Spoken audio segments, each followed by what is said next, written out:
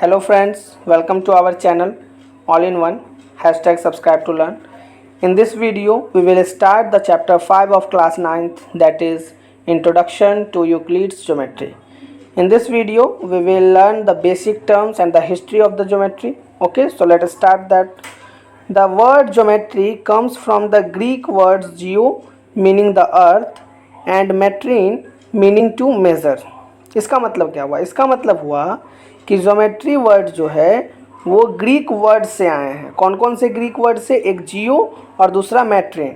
तो जियो मतलब क्या हुआ? अर्थ, और मैट्रिन मतलब मेज़र, मतलब अर्थ को मेज़र करना. यही ज्योमेट्री का मेन मतलब हुआ. अब देखिए आगे क्या कह रहा है. Geometry appears to have originated from the needs for measuring lengths. अब ज्योमेट्री क्यों आया? तो क्योंकि हम लोग को मेज़र करने का ज़रूरत पड़ा. किस चीज़ को? लेंथ को. तो इसलिए ये आया. This branch of mathematics was studied in various forms in ancient civilization. यानी पहले के समय में ये जो मैथमेटिक्स का ब्रांच है इसको बहुत सारे फॉर्म्स में पढ़ा जाता था. ठीक, ये कुछ हिस्ट्री हो गई. अब देखिए अब क्या क्या है उसमें, किस किस मतलब रूप में पढ़ा जाता था इसको. तो ज्योमेट्री ऑफ द वैदिक पीरियड. अब वैदिक पीरियड कब से कब तक? तो 800 BC टू 500 BC, यानी 800 BC से 500 BC तक originated with the construction of एल्टर्स. अब एल्टर्स मतलब क्या? वेदिस. वेदिस के कंस्ट्रक्शन से. फॉर परफॉर्मिंग वैदिक राइट्स. वैदिक राइट्स के को परफॉर्म करने के लिए. Squares and circulars altars were used for household rituals, which altars having shapes as combination of rectangles, triangles and trapezium were used for public rituals और worship. Rituals मतलब worship. पता क्या कह रहा है? स्क्वायर और सर्कुलर altars जो हैं वो यूज़ होते थे किस चीज़ के लिए? तो हाउस होल्ड रिचुअल्स के लिए. हाउस होल्ड रिचुअल्स मतलब क्या? घर के पूजा के लिए, पूजा वगैरह करने के लिए.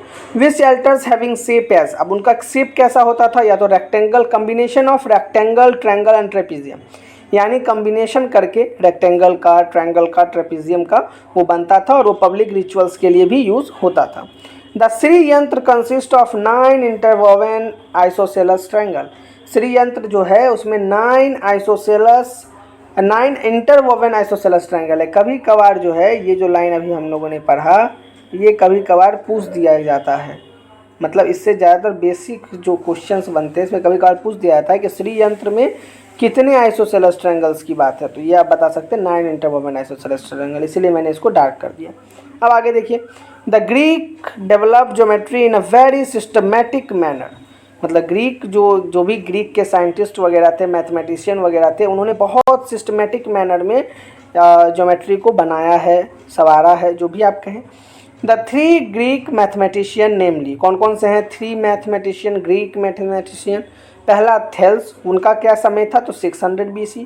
फिर पाइथागोरस, थेल्स पुपिल. इसका मतलब क्या? पाइथागोरस जो थे वो थेल्स के शिष्य थे. ठीक, इनका समय क्या? तो 572 BC. And Euclid 300 BC. Contributed a lot on geometry. इन तीनों ने क्या किया? बहुत ज्योमेट्री पे कंट्रीब्यूट किया, बहुत अच्छे अच्छे काम किए और ज्योमेट्री को बहुत ही आगे बढ़ाया. इससे भी एक क्वेश्चन बन सकता है कि पाइथागोरस जो हैं वो किसके शिष्य थे. इस तरीके के कुछ कुछ क्वेश्चन क्योंकि ऑब्जेक्टिव टाइप में कभी कभार पूछ दिया जाता है. या फिर उनके क्या क्या वो, जैसे थेल्स का क्या समय था, इसका क्या समय था, क्या कहते हैं यूक्लिड्स का, उसका वैदिक पीरियड का क्या टाइम है. इस तरीके के कुछ कुछ क्वेश्चंस आ सकते हैं. या एल्टर्स को और क्या कहते हैं, इस तरीके कुछ कुछ कॉमन क्वेश्चन आपसे पूछे जा सकते हैं. या फिर जो शेप्स होता था वो किस तरीके का होता था, कम्बिनेशन वाला जो यहाँ पे पढ़े हम लोग कि रेक्टेंगल्स, ट्रायंगल्स एंड ट्रेपीजियम, इस तरह के कुछ कुछ क्वेश्चन आपसे पूछे जा सकते हैं. अब देखिए क्या है. Thales prove that circle. अब सबका हम लोग वर्क पढ़ रहे हैं, सबने क्या क्या काम किया. Thales prove that circle is bisected by its diameter. Thales ने क्या प्रूव किया कि कोई भी सर्कल जो है वो अपने डायमीटर से बाइसेक्ट किया जाता है, यानी डायमीटर से सर्कल को बाइसेक्ट होता है. ये इसका काम था. Pythagoras develop the theory of geometry to a great extent. यानी बहुत आगे तक पाइथागोरस ने ज्योमेट्री को ले गया. कहाँ तक ले गया? तो देखिए और भी पढ़ेंगे, उसके वर्क के बारे में पढ़ेंगे. Euclid's introduce the method of proving mathematical result by using deductive logic, reasoning and previously proved result. यानी यूक्लिड्स जो हैं वो बहुत सारे मैथमेटिकल प्रूविंग मैथमेटिकल रिजल्ट लाए. किस चीज़ से? तो डिडक्टिव लॉजिक रीजनिंग से, लॉजिकल रीजनिंग से, और प्रीवियसली प्रूव्ड रिजल्ट से, यानी उन्होंने क्या किया, बहुत सारे चीज़ को प्रूव्ड किया। किसके हेल्प से, तो लॉजिकल रीजनिंग और जो पहले से प्रूव्ड रिजल्ट थे उसका यूज़ करके। उसके बाद geometry of plane figures is known as Euclid geometry. कभी कभी ये क्वेश्चन भी आ सकता है कि यूक्लिडियन ज्योमेट्री किसको कहते हैं, तो geometry of plane figure is called Euclidean geometry. His famous book Elements divided into 13 chapter contains wonderful results on geometry। अब सबसे पहले ये भी पूछा जा सकता है उनका बुक कौन सा था, तो एलिमेंट।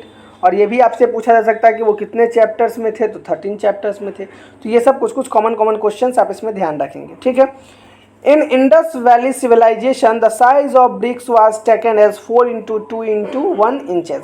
आपको पता है 4 × 2 × 1 मतलब 4 उसका लेंथ, 2 उसका ब्रेथ और 1 उसका हाइट। इतने इंचेस में इंडस वैली सिविलाइजेशन जो बनाया गया था उसमें जो ब्रिक का साइज था यानी ईंटा का जो साइज था वो ये था।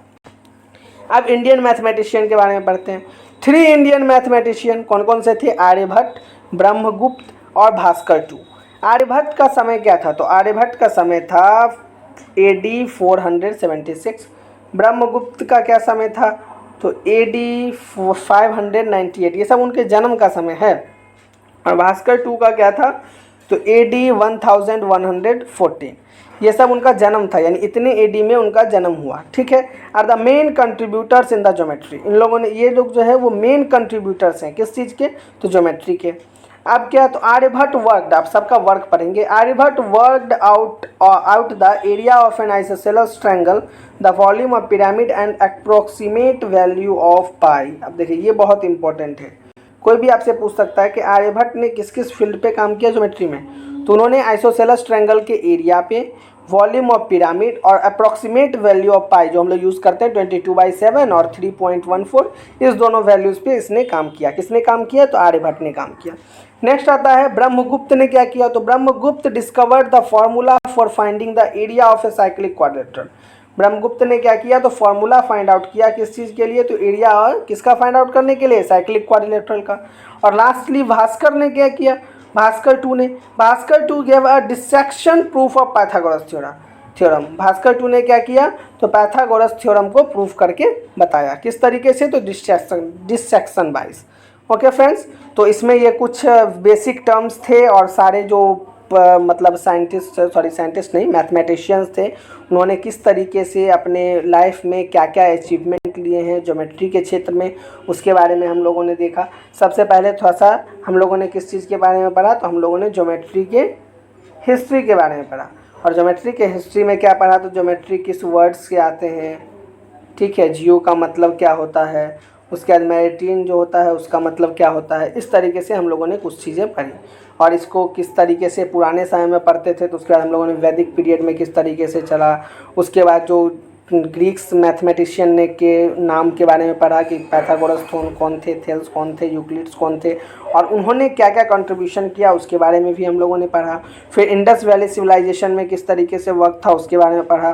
फिर इंडियन मैथमेटिशियन के बारे में पढ़ा। और इसमें से जितने भी क्वेश्चंस बनेंगे इसको आप लोग ध्यान रखेंगे। फिर नेक्स्ट वीडियो में हम लोग पोस्टुलेट्स के बारे में पढ़ेंगे, एग्जाम्स के बारे में पढ़ेंगे और भी बहुत सारे चीज़ें। इसमें थ्योरी बेस्ड ज़्यादा क्वेश्चन है तो हम लोग थ्योरी बेस्ड पहले ही पढ़ेंगे, उसके बाद फिर हम लोग आगे पढ़ेंगे।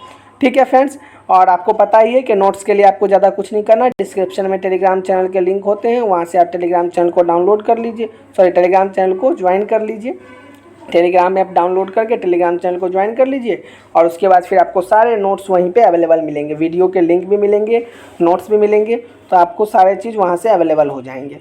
ठीक है फ्रेंड्स, और तब तक आप लोग ऐसे ही पढ़ते रहिए। ठीक है, so thank you so much. We will meet in the next video and then we will continue this chapter. Okay, so thank you so much.